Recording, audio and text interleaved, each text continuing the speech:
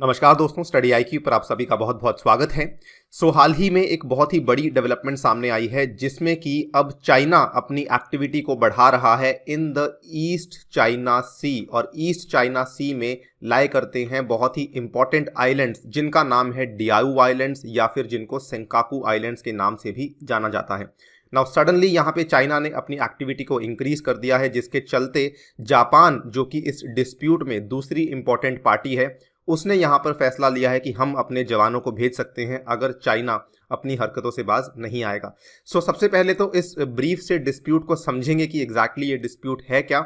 उसके बाद समझेंगे कि why China is basically increasing its activity and also समझेंगे जापान ने यहाँ पे क्या क्या ऑप्शंस को कंसिडर किया है। चलिए स्टार्ट करते हैं मेरे साथ। मेरा नाम है अनिरुद्ध। यदि आप लोग इस लेक्चर की पीडीएफ को डाउनलोड करना चाहते हैं तो मेरे टेलीग्राम चैनल से कर सकते हैं। इसके अलावा सोशल मीडिया पे भी आप मेरे साथ जुड़ सकते हैं। याद रखिए, कोई भी आपको क्वेरी या डाउट है तो मुझसे इंस्टाग्राम पे पूछ सकते हैं। स्टडी आईक्यू ऐप को आप लोग डाउनलोड कर सकते हैं from the Google play store. और ऐप पे आपकी यूपीएससी परीक्षा को आसान करने के लिए हमने लॉन्च किया है एक स्मार्ट कोर्स। ये स्टडी आईक्यू का फ्लैगशिप कोर्स है जिसके माध्यम से आप घर बैठकर या फिर कहीं पर भी यूपीएससी आईएएस परीक्षा की तैयारी कर सकते हैं। फिलहाल कुछ अच्छे ऑफर्स भी चल रहे हैं। इस कोड के माध्यम से आप वो एक्स्ट्रा डिस्काउंट अवेल कर सकते हैं। ऑल्सो हमने ईएमआई ऑप्शंस को भी आपके लिए अवेलेबल करवाया है। राइट।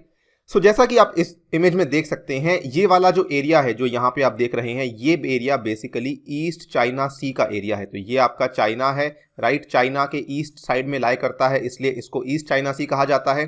जो चाइना के साउथ साइड में लाई करता है उसको साउथ चाइना सी कहा जाता है। ये ईस्ट चाइना सी में लाई करते हैं सेंकाकू आइलैंड्स। ये वाला जो एरिया है ये असल में डिस्प्यूट में चल रहा है। एंड प्रिसाइजली अगर मैं आपको ये बताना चाहूँ कि डिस्प्यूट कब से चल रहा है तो इसका एक्चुअली कोई प्रॉपर डेट भी सामने नहीं आया है। कुछ किताबें आपको बताएंगी कि 100 साल से चल रहा है, कुछ किताबें बोलेंगी 125 साल से चल रहा है, लेकिन बेसिकली कहने का मतलब ये है कि डिस्प्यूट काफ़ी पुराना है। पिछले 40-50 साल में डिस्प्यूट काफ़ी ज़्यादा हाईलाइट में रहा है। ये जो डिस्प्यूट है ये बेसिकली इन आइलैंड्स को लेके है जो कि यहाँ पे सर्कल किए हुए हैं। और डिस्प्यूट के चलते हर एक कंट्री ने इसको अपना अपना नाम दे रखा है। जापान इसको बोलता है Senkaku islands, people's republic of China या फिर हम बोलें अकेला चाइना, वो इसको बोलता है डियाओ आइलैंड्स। और इवन ताइवान भी इसको क्लेम करता है, ताइवान यानी कि रिपब्लिक ऑफ चाइना, वो इसको कॉल करते हैं टियाउताई आइलैंड्स। तो हर कंट्री ने इसके अपने अपने नाम दे रखे हैं। और ये बेसिकली जो ये पॉइंट ऑफ कॉन्फ्लिक्ट है ये बहुत ज़्यादा बढ़ चुका था पिछले 5-6 साल में, जब कई बार ऐसा हुआ है कि चाइना ने यहाँ पर अपने ट्रूप्स को भेजने की कोशिश की है, फिर जापान ने मना किया है, लेकिन कहानी कभी भी ऐसा मान लीजिए एक कॉन्फ्लिक्ट के रूप में नहीं बढ़ी। लेकिन नाउ आफ्टर द पैंडेमिक चीज़ें शायद बदल सकती हैं। समझते हैं कैसे, और ये भी समझेंगे कि एग्जैक्टली अब क्या हुआ है। देखिए, न्यूज़ में ये सामने आ रहा है कि नए signs of tensions are emerging in the East China Sea. और ये जो नए साइंस ऑफ टेंशंस हैं इसमें असल में सबसे पहला कदम लिया गया था चाइना के द्वारा। बेसिकली चाइना ने अपने 2 चाइनीज कोस्ट गार्ड वेसल्स को रिपीटेडली एंटर करवाया जापान के जो टेरिटोरियल वाटर्स थे। और इन्होंने एंटर करवाने के साथ साथ एक जापान की फिशिंग बोट थी, उनको भी डराने की कई बार कोशिश करी। जब ये चीज़ें हुई उसके बाद ऑब्वियसली जापान थोड़ा सतर्क हुआ। यही नहीं, इसके जस्ट कुछ ही दिनों के बाद 2 अदर चाइनीज वेसल्स, जिसमें एक चाइनीज वेसल ऐसी थी जिसके ऊपर ऑटो कैनन भी लगा हुआ था, विच बेसिकली शोड कि चाइना की इंटेंशन क्या है। ये वाली वेसल्स भी जापान के टेरिटोरियल वाटर्स में एंट्री ले रही थी। आप यहाँ पे इसकी न्यूज़ कटिंग्स को देख सकते हैं। China coast guard vessels repeatedly enter Japan waters near Senkakus. ये फरवरी 2021 की खबर है, जस्ट आज से 10-15 दिन पहले की बात है। और उसके बाद ये वाली न्यूज़ को भी आप देख सकते हैं एशिया निकेई की, Chinese coast guard ships enter Japan water near Senkakus. यहाँ पर Chinese coast guard vessel enters Japan waters near the China claimed Senkaku islands. आप क्लियरली देख सकते हैं चाइना कोस्ट गार्ड की ये जो वेसल है ये एंट्री ले रही है। बेसिकली जो पहला कदम था वो चाइना के द्वारा लिया गया था। अब सवाल ये खड़ा होता है कि चाइना असल में ऐसा कर क्यों रहा है। देखिए, ये चाइना के द्वारा पास किया गया एक कानून था जिसको पिछले ही महीने चाइना ने पास किया था। इसको लेके बहुत ज़्यादा बवाल भी हुआ था, लेकिन फिर भी ऑब्वियसली चाइना ने इस कानून को पास कर दिया था। कानून क्या कहता है? कानून बेसिकली ये कहता है कि चाइना अपने कोस्ट गार्ड को अब ये अथॉरिटी देता है कि वो किसी भी फॉरेन वेसल के ऊपर फायर कर सकता है।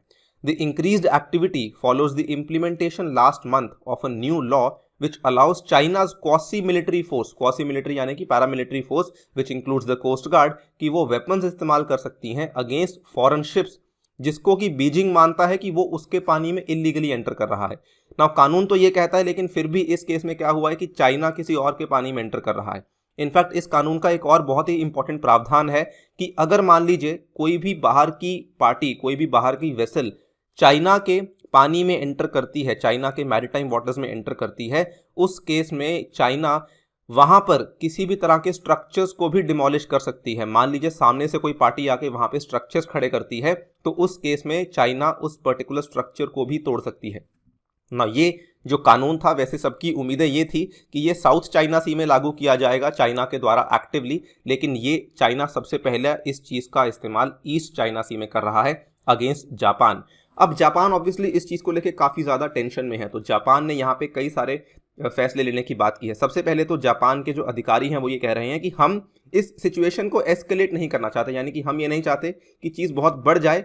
तो शुरुआती टाइम पे हम बेसिकली चाइना को डिप्लोमेटिक फ्रंट पे थोड़ा परेशान करने की कोशिश करेंगे, हम चाइना के ऊपर दबाव बनाने की कोशिश करेंगे। डिप्लोमेटिक फ्रंट पे दबाव कैसे बनाया जाएगा? डिप्लोमेटिक फ्रंट पे बेसिकली जापान सपोर्ट सीख करेगा from countries like Britain, Canada हुआ, या फिर यूएसए, जो कि जापान का बहुत ही पुराना एलाय है। आप यहाँ पे देख सकते हैं जापान ने इस चीज की भी घोषणा कर दी थी, Japan could fire at foreign vessels aiming to enter water near the Diaoyu islands. ये साउथ चाइना मॉर्निंग पोस्ट का एक बहुत ही बेहतरीन आर्टिकल है, ये 25 फरवरी को आया था। उस टाइम पे भी जापान ने कहा था कि हम ये नहीं कह रहे कि हम फायर करेंगे, लेकिन हम फायर कर सकते हैं अगर कोई बाहर की वेसल हमारे डियायू आइलैंड्स के पास में आने की कोशिश करती है। आप यहाँ पे ध्यान से देख सकते हैं जापान ने अपनी 2+2 मीटिंग में, जो कि उनकी यूके के साथ हुई थी, उसमें इस चीज को हाईलाइट किया। UK Japan express serious concerns over east and south China sea situation. तो वहां पर भी जहां पे जापान और ब्रिटेन के फॉरेन और डिफेंस मिनिस्टर्स की मीटिंग हुई थी, जापान ने साफ साफ बोल दिया था कि हमें आपकी सपोर्ट चाहिए, और यूके ने सपोर्ट देने से इनकार नहीं किया। यानी कि यूके जापान के साथ खड़ा हुआ था, ये कहते हुए कि हम भी चाइना के इस पर्टिकुलर कानून के खिलाफ हैं।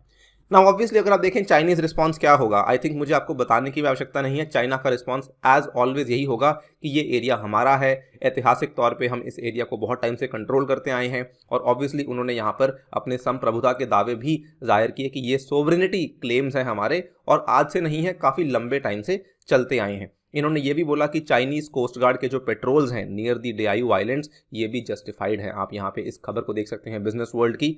China claims Senkaku islands as inherent territory, justifies intrusion despite the Japan's protest. So China की कहानी वही है, चाइना हमेशा से अपनी जो एक्टिविटीज़ है उसको अनजस्ट तरीके से जस्टिफाई करता आया है, despite protest from other countries as well. इसके बाद अगर आप देखें, चाइना ने यहाँ पे ये भी कहा है, और दिस इज अगेन एक तरीके से चाइना का तरीका है कि धीरे धीरे हम दूसरे की लैंड कैसे कैप्चर कर सकते हैं। तो इन्होंने कहा कि there are functioning and effective communication channels between the Chinese and the Japanese sides, और हम यही उम्मीद करते हैं कि जापानीज हमें हाफ वे मिल जाएंगे in order to properly manage such sensitive issues. कि हम चाहते हैं जापान और चाइना दोनों हाथ मिला लें और हाफ वे मीट कर लें, यानी कि किसी टाइप का मिडिल ग्राउंड ढूंढ लें, सो दैट हम ऐसे सेंसिटिव इश्यूज को रिजॉल्व कर सकें। राइट नाउ ये सारा का सारा सिनेरियो आई होप आपको समझ आ गया होगा ना। ये चिंता का विषय क्यों है, इसके 3-4 बहुत ही इंपॉर्टेंट कारण हैं, इसको समझ लीजिए। सबसे पहले तो यहाँ पर ये माना जा रहा है it can be a potential conflict. अभी तक क्या होता था, चाइना जनरली सेंकाकू या डियायू आइलैंड्स को लेकर केवल अपना एक क्लेम घोषित करती थी, लेकिन इस बार चाइना ने अपनी कुछ कोस्ट गार्ड वेसल्स को वहां पे भेज दिया है, और वो जापानीज शिप्स को तंग भी कर रही है। तो यहाँ पर जो जापान के डिफेंस मिनिस्टर हैं नोबुओ किशी, इन्होंने एक स्टेटमेंट में कहा that Japan could deploy it's self defence forces अगर उनका जो कोस्ट गार्ड है इस सिचुएशन को अच्छे से हैंडल नहीं कर सकेगा। ना देखिए, कोस्ट गार्ड आपको मालूम है पैरामिलिट्री होता है, तो ज़्यादा अच्छे से इक्विप्ड नहीं होता as compare to the defence forces, as compare to the armed forces. तो जापान ने साफ साफ बोल दिया है कि हम अगर हमारा जापानी कोस्ट गार्ड इस सिचुएशन को अच्छे से हैंडल नहीं कर पाएगा तो हम अपने डिफेंस फोर्सेस को यहाँ पे डिप्लॉय कर सकते हैं। और जस्ट पिछले हफ्ते की ही बात है, आप देख सकते हैं 3 मार्च की ये न्यूज़ है जापान टाइम्स की, जिसमें ये कहा गया है जापान ने मैरीटाइम सेल्फ डिफेंस फोर्स और कोस्ट गार्ड के द्वारा करवाई एक जॉइंट ड्रिल। तो बेसिकली ये उस चीज़ की तैयारी में है कि कल को अगर हमें कुछ इस तरह की ज़रूरत पड़ती है कि हमें कोस्ट गार्ड के साथ मिलकर काम करना पड़ता है, तो हमारी जो मैरीटाइम सेल्फ डिफेंस फोर्स है या फिर कह लीजिए जापान की जो नेवी है वो हमेशा तैयार रहे। दूसरा इंपॉर्टेंट रीज़न जिसकी वजह से ये चिंता का विषय बन चुका है, कई बार ऐसा हुआ है कि चाइना और जापान ने आपसी जो तनाव है उसको कम करने की कोशिश करी थी, लेकिन कोविड-19 पैंडेमिक के बाद जो जनता के विचार हैं रिगार्डिंग चाइना, जापान में स्पेसिफिकली, वो काफ़ी ज़्यादा खराब हो चुके हैं। और ये दो इंपॉर्टेंट कारणों की वजह से हैं। सबसे पहली बात तो जिस टाइम पे कोविड-19 चल रहा था उस टाइम पे बीजिंग की जो अग्रेसिव पॉस्चरिंग थी नियर द डीआईयूज, यानी कि उस टाइम पर भी इन्होंने अपने डीआईयू आइलैंड का जो क्लेम था उससे ये पीछे नहीं हटे। सेकंड इंपॉर्टेंट थिंग इज कि जिस तरीके से बीजिंग ने हांगकांग के जो एंटी गवर्नमेंट प्रोटेस्ट हुए थे, आपको मालूम होगा जो ड्राफ्ट सिक्योरिटी लॉ को लेकर प्रोटेस्ट हुए थे, उस केस को लेके जापान के लोग काफ़ी ज़्यादा परेशान हैं और बिल्कुल भी चाइनीज़ लोगों के साथ रिलेशंस मेंटेन करने में इंटरेस्टेड नहीं है। तो इस पूरी की पूरी बैकग्राउंड के चलते ऑब्जर्वर्स का ये भी मानना है कि टेंशंस काफ़ी ज़्यादा बढ़ सकती हैं अगर आज इनको प्रॉपरली मैनेज नहीं किया जाएगा। थर्ड इंपॉर्टेंट रीज़न इज, और ये एक एक्सपर्ट हैं, एक विशेषज्ञ हैं, इनका नाम है शीला स्मिथ।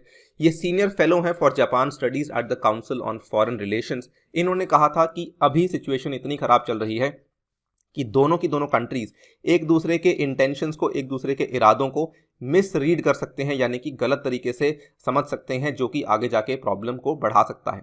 इन्होंने साथ में ये भी कहा कि आज तक चाइना और जापान की जितने भी शिप्स होते हैं, जितने भी जो जहाज होते हैं, वो हमेशा इस तरीके से काम करते हैं कि किसी भी तरह के कॉन्फ्लिक्ट को अवॉइड किया जाए। लेकिन आज जिस तरीके से चाइना अपनी असर्टिवनेस को, अपनी अग्रेसिवनेस को बढ़ा रहा है, तो उनको लगता है कि जापान के कमांडर्स जो हैं वो काफ़ी ज़्यादा सेंसिटिव हो चुके हैं regarding the intentions of Chinese coast guard ships.